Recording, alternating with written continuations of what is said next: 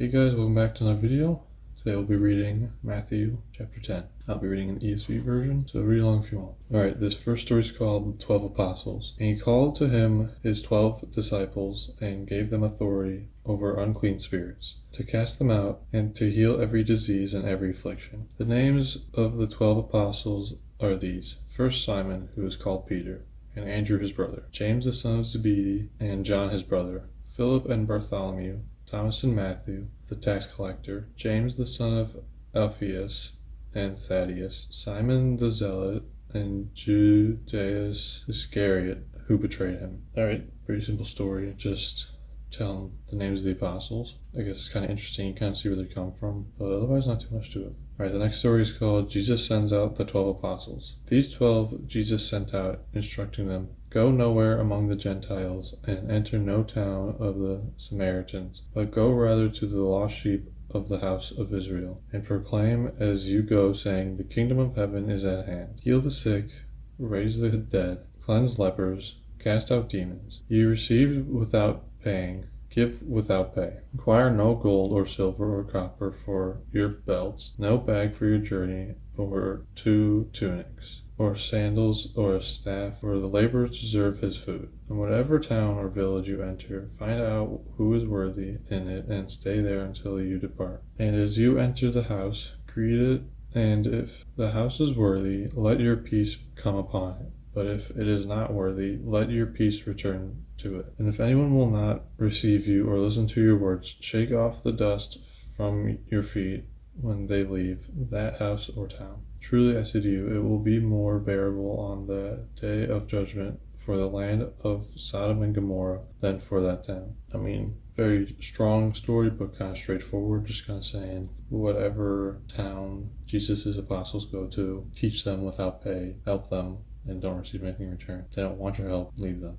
Because if they don't want your help, then they're not going to want any help at all. Alright, the next story is called Persecution Will Come. Behold, I am sending you out as sheep in the midst of wolves. So be wise as serpents and innocent as doves. Beware of men, for they will deliver you over to courts and flog you in their synagogues. And you will be dragged before governors and kings for my sake, to bear witness before them and the Gentiles. When they deliver you over, do not be anxious how you are to speak or what you are to say. For what you are to say will be given to you in that hour. For it is not you who speaks, but the Spirit of your Father speaking through you. Brother will deliver brother over to death, and the father his child, and children rise against parents and have them put to death. And you will be hated by all for my name's sake, but the one who endures at the end will be saved. When they prosecute you in one town, flee to the next. For truly I say to you, you will not have gone through all the towns of Israel before the Son of Man comes. The disciple is not above his teacher, nor a servant above his master.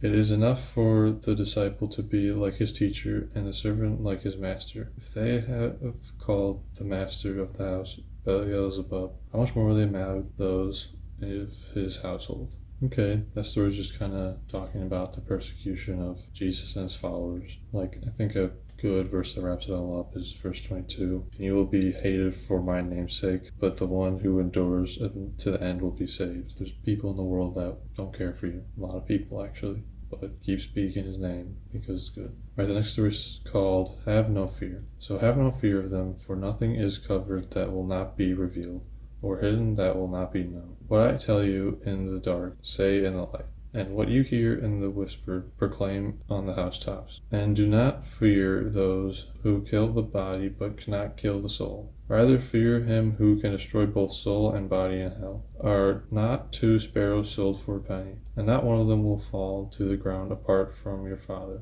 But even the hairs on your head are all numbered. Fear not, therefore, you are of more value than many sparrows. So everyone who acknowledges me before men, I also will acknowledge before my Father who is in heaven. But whoever denies me before men, I also will deny before my Father who is in heaven." Alright, so that story is just kind of saying, obviously have no fear and do what Jesus does. Do what Jesus tells you in a lot grandiose matter, because his messages are so great. And I guess it's also saying, like, fear the devil because he can destroy your soul and your body. And I guess he makes a sparrows comparison, which I'm not too sure about, but I'll probably look up later. Pretty simple for the most part. Alright, the next story is called Not Peace, but a Sword. Do not think that I have come to bring peace to the earth. I have not come to bring peace, but a sword. For I have come to set a man against his father, and a daughter against her mother, and a daughter-in-law against her mother-in-law. And a person's enemies will be those of his own household. Whoever loves father or mother more than me is not worthy of me. And whoever loves son or daughter more than me is not worthy of me. And whoever does not take his cross and follow me is not worthy of me. Whoever finds his life will lose it, and whoever loses his life for my sake will find it. Alright, it's a pretty strong story, I think. Just follow him, plain and simple, over anybody else, like especially family. I mean, pretty simple, but probably one of the hardest ones to do in at least Matthew so far, I think. Alright, the next story is called Rewards. Whoever receives you receives me, and whoever receives me receives him who sent me. The one who receives a prophet because he is a prophet will receive a prophet's reward, and the one who receives a righteous person because he is righteous will receive a righteous person's reward. And whoever gives one of these little ones even a cup of cold water because he is a disciple, truly I say to you, he will by no means lose his reward.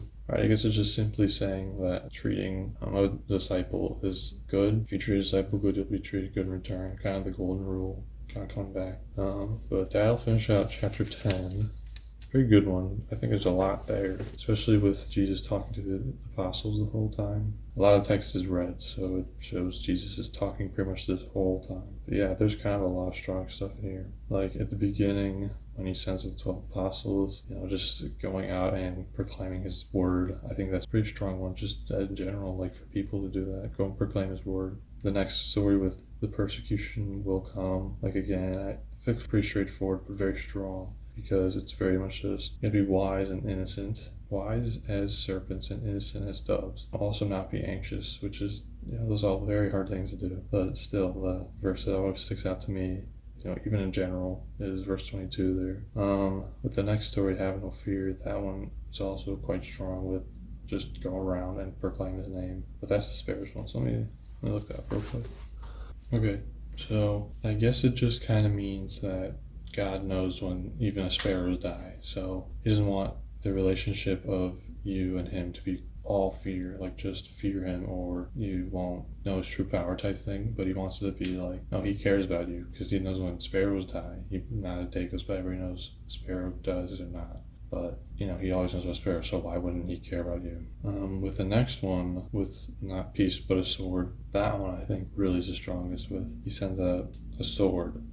He sends people to fight for him with people they love. And that is probably the hardest thing to do, I think, throughout the whole Bible. Have your earthly relationships under God is tough. But, like he says, he brings a sword, not peace. Like I think verse 38 and 39 are the strongest here, where it's like, and whoever does not take his cross and follow me is not worthy of me. Whoever finds his life will lose it, and whoever loses his life for my sake will find it. I feel like those are very strong verses. It's very just strong stories in general. And then with the last story, pretty straightforward, whoever receives a righteous person gets a righteous person's reward, I think generally speaking, it's like you're nice to somebody, they're nice to you. But since they're disciples, you get a much better reward, as in spiritually, with God. But alright, I think that'll wrap it up there. Thanks for joining me. I'll see you in the next one.